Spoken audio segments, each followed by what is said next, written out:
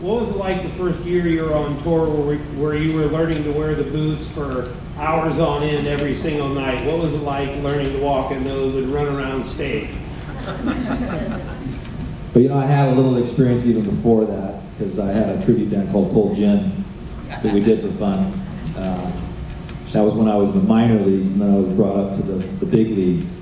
But the first tour was it was great, but it was interesting for me because I was stepping into a role and stepping into this band that has this huge legacy and history behind it, and it was it was just big shoes to fill to begin with. So it took me a while to get comfortable and find my place in it, because it all just happened so quickly.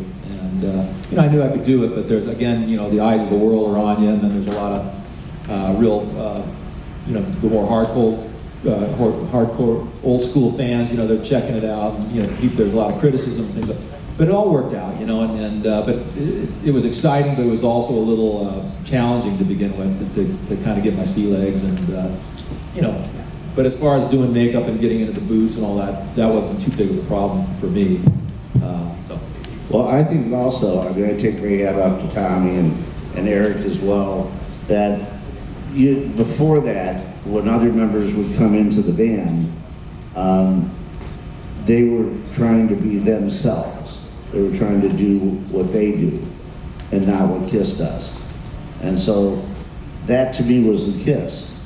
So you can't come in there and just say, I'm going to play a certain style because that's what I play.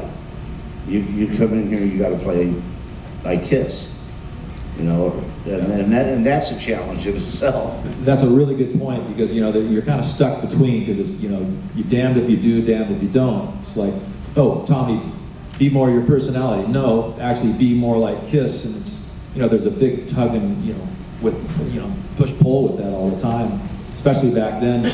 Trying to find that fine line of what you're going to be doing, and because Doc's right, it is Kiss, and there's been other people that have come into the band and tried to do too much of what they do, and it becomes less about Kiss and more about them, and it doesn't work. So it's a real fine line, especially in a band like Kiss, because it's so defined what it is, which is great, and that's why Kiss is such a strong thing. But sometimes it's hard as a new person to find that line and make sure that everybody understands what you're trying to do, and the fans, because it's a lot of people have different points of view, like you should be doing this or that. So that was always a challenge, and I'm glad you brought that up, Doc, because that is an interesting point.